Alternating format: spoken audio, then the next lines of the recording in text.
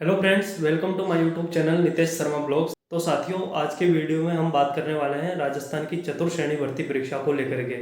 तो साथियों, इस वीडियो में हम देखेंगे कि जो हमारे रिजल्ट के बाद में जो है वो ज्वाइनिंग तक की, जो रिजल्ट से लेकर के ज्वाइनिंग तक की जो प्रोसेस है वो क्या क्या होने वाली है, और इसके बीच में हमको कौन कौन से जो डॉक्यूमेंट्स है उनकी ज़रूरत पड़ने वाली है।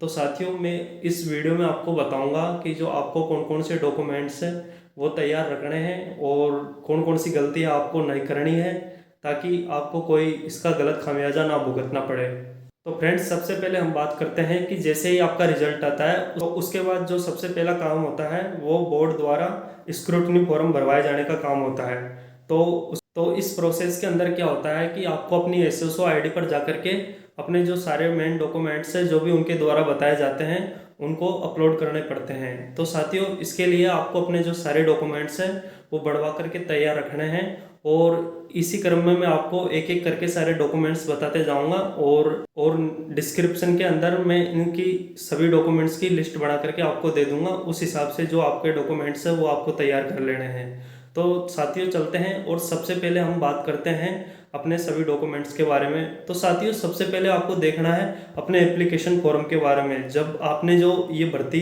का जब विज्ञापन जारी हुआ था और उस टाइम जो आपने एप्लीकेशन फॉर्म भरा था चतुर्श्रेणी भर्ती परीक्षा का, उसके आपको देख लेना है, क्योंकि क्योंकि उस समय जो भी आपने नाम और एड्रेस फिल किया था उसी आधार पे आपके जो डॉक्यूमेंट्स है वो चेक किए जाएंगे।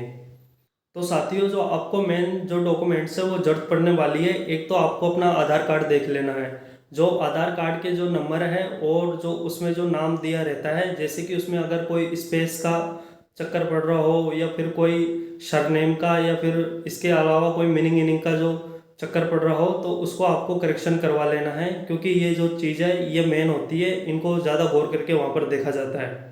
साथियों, आपकी दो चीज़ हो गई, एक तो एप्लीकेशन फॉर्म और एक आधार कार्ड। उसके बाद में जो मेन डॉक्यूमेंट्स के रूप में चेक किया जाता है वो आपका 10th क्लासेस की जो मार्कशीट है, जो कि इस भर्ती के लिए अनिवार्य थी।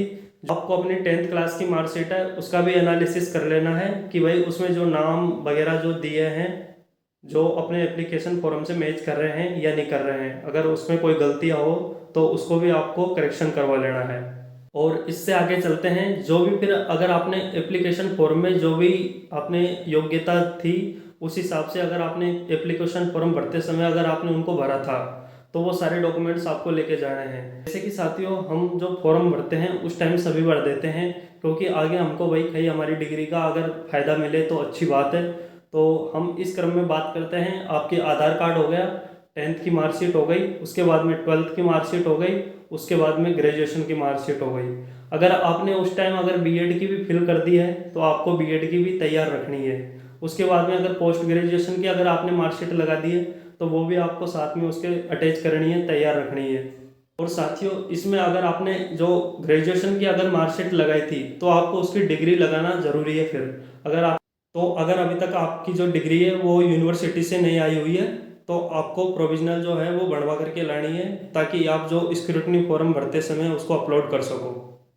और इससे अगले डॉक्यूमेंट्स की हम बात करते हैं। तो साथियों, एक R S C I T का अगर आपने डिप्लोमा कर रखा है या अगर कोई भी कंप्यूटर का डिप्लोमा कर रखा है और आपने फॉर्म फिल करते समय उसको भर दिया है तो उसका प्रमाण पत्र भी आपको साथ में लेकर के जाना है। और ये सब डॉक्यूमेंट्स में साथियों आपको जो मेजर चीज़ का ध्यान रखना है वो मैं फिर बता रहा हूँ आपको। जो आपको अगर मीनिंग में कोई स्पेस हो, अगर मीनिंग में कोई गलती हो या फिर कोई सरनेम में, इन चीज़ों का ज़रूर ध्यान रखना है। तो साथियों, इससे आगे चलते हैं हम। जो हमारी पढ़ाई के डॉक्यूमेंट्स थे वो तो ये सब हो गए हैं। इसके अलावा जो हम बात करते हैं आधार कार्ड और मूल निवास और आपका जो कास्ट सर्टिफिकेट होता है, जैसे ईडब्ल्यूएस कैटेगरी के लिए ईडब्ल्यूएस, ओबीसी के लिए ओबीसी का कास्ट सर्टिफिकेट और एससी एसटी के लिए उनका कास्ट सर्टिफिकेट, तो इनको भी आपको बिल्कुल तैयार रखना है और उनको भी एक बार देख लेना है कि भाई उनमें कोई गलती तो नहीं है। और इनके अलावा साथियों, अगर आपने कोई स्पेशल कैटेगरी से फॉर्म लगाया है, जैसे कि पीएच कैटेगरी और स्पोर्ट्स, डिवोर्स, तो इनके सबके आपको जो डॉक्यूमेंट्स है वो बनवा करके तैयार रखने हैं। तो साथियों, ये हमने जो हमारे जो मेजर डॉक्यूमेंट्स थे जो कि आगे इन भर्ती में काम आने वाले हैं उनकी बात कर ली है। इसके अलावा साथियों, हम किसी और वीडियो में काफ़ी डिटेल से और सारे डॉक्यूमेंट्स होंगे उनके बारे में बात कर लेंगे। ये तो आपके जो मेजर डॉक्यूमेंट थे वो आपको तैयार कर लेने हैं। और इसके अलावा आपका कोई भी क्वेश्चन या डाउट हो तो आप कमेंट कर दीजिए, मैं आपको उसका अच्छा से अच्छा उत्तर देने का प्रयास करूँगा। और अगर मेरे को भी कोई डॉक्यूमेंट्स का अगर पता लगता है जो इनके द्वारा जो नोटिफिकेशन जारी किया जाता है उसके हिसाब से, तो मैं अगले वीडियो में आपको ये सब बता दूंगा।